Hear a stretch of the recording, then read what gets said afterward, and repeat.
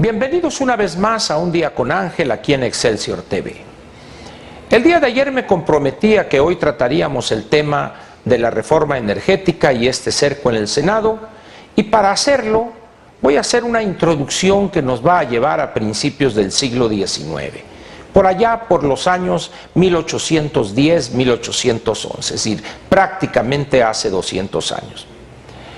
En aquel entonces, la revolución industrial ya empezaba a dar sus frutos con la invención y la construcción de máquinas que utilizaban una nueva forma de energía que era transformada en trabajo, en máquinas, recuerda usted, la máquina de vapor. Con eso se dio un gran avance en el transporte marítimo, en los ferrocarriles, etcétera. Pero la industria textil también se vio impactada por este gran avance que hizo posible la revolución industrial. De los telares manuales se pasó a los telares mecánicos, y esto generó protestas airadas y algunas veces violentas de miles de obreros en varias ciudades industriales en la vieja Inglaterra de hace 200 años. Este movimiento en contra de las máquinas se llamó ludismo o los luditas, en honor de un personaje que algunos hablan de que no existía en realidad, el capitán Lud, pero al final de cuentas, al margen si existió o no, este movimiento durante varios años tuvo un gran impacto por la ferocidad con la cual algunos obreros destruían los nuevos telares, por la simple y sencilla razón de que la llegada de este avance tecnológico que la revolución industrial había hecho posible, perdían sus trabajos y con ello su magro sustento, su magro salario que les permitía mantenerse junto con los suyos en condiciones deplorables. Ellos se oponían a las máquinas porque las veían como una amenaza directa a su bienestar, si es que esa vida que llevaban los obreros de principios del siglo XIX en Inglaterra se consideraba su bienestar. Al final de cuentas, su protesta era casi bestial, podemos decir, o sea, no había raciocinio, salvo identificar a las máquinas como sus enemigos. No había la concepción del capital, de la opresión, eso vino varios decenios después. En ese momento, como digo, pues, era una reacción casi visceral ante la pérdida del empleo, y las responsables, según ese movimiento de los luditas, eran las máquinas. Al paso de los años, por allá alrededor del año 1820, 1822, cuando ya el impacto positivo de la revolución industrial se había dejado sentir prácticamente en todas las actividades económicas y el progreso o un ingreso mejor había, vamos a decir, desparramadose en amplios sectores de la sociedad inglesa de aquel entonces, cesaron en Inglaterra este tipo de protestas.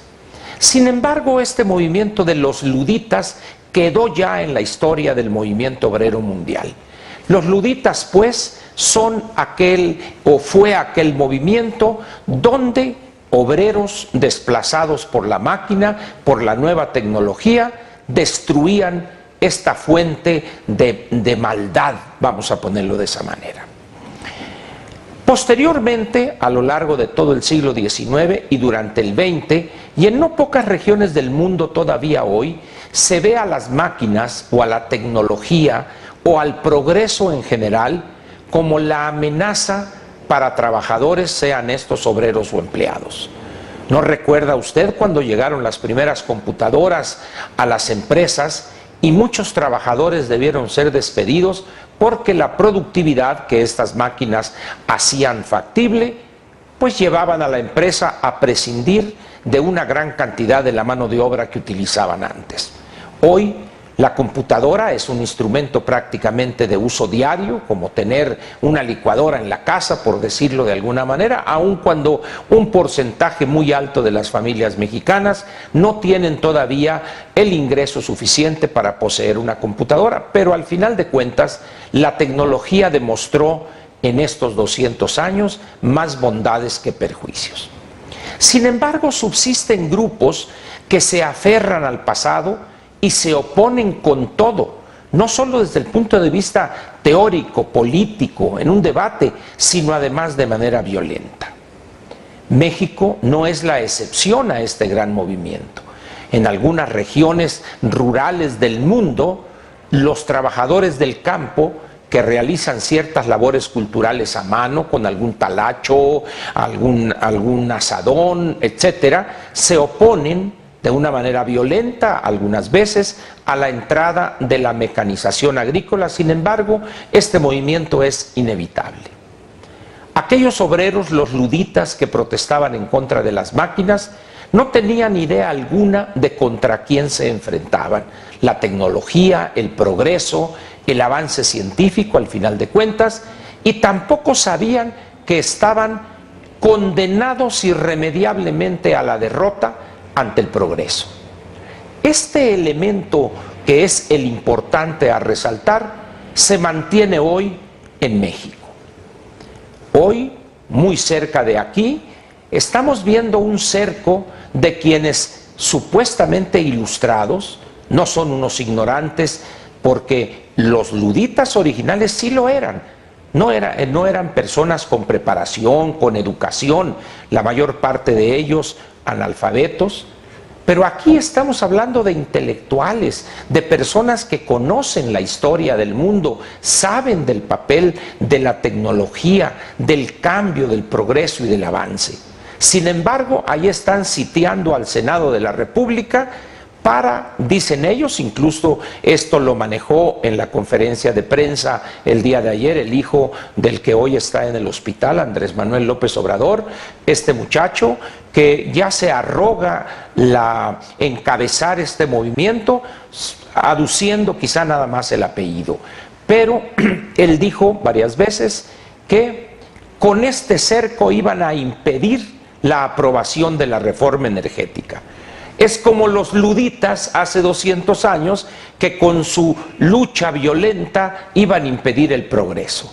Aquellos destruían los telares y estos cierran las entradas al Senado. Sin embargo, por más intenso y cerrado que sea este cerco, no podrán impedir la aprobación de la reforma energética. ¿Por qué lo hacen entonces? ¿Cuál es la razón que mueve a estas personas que se oponen a algo que ni siquiera entienden? Porque no va usted a decir o va usted a afirmar que los que están ahí son expertos en la industria petrolera, no solo de México, sino del mundo, o a la inversa. Desconocen prácticamente todo, pero un grupo de vivales que son los que los manejan, ellos sí saben por qué están ahí, sí saben por qué los llevan a no querer que se apruebe la reforma energética, porque están defendiendo sus privilegios, porque están defendiendo una forma de extraerle rentas, de obtener recursos del Estado mexicano, recursos del erario que provienen de los contribuyentes de este país. La masa que está ahí, amorfa, anónima, desconoce las verdaderas razones de por qué hay que hacer una reforma energética.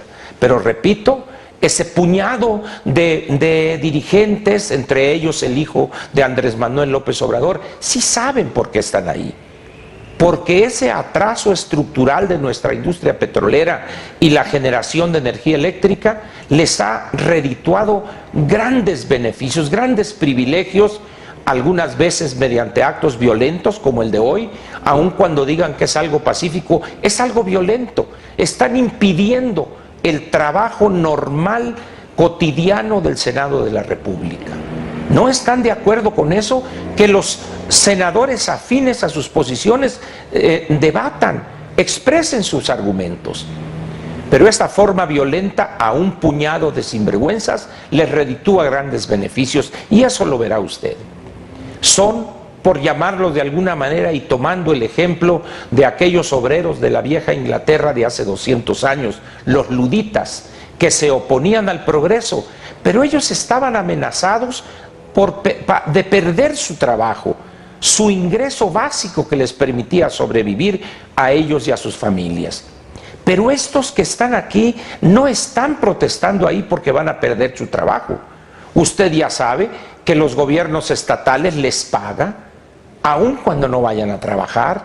les da bonos de productividad aun cuando tengan meses sin presentarse frente a un grupo de escolapios y manejar un GIS y escribir algo en un pizarrón.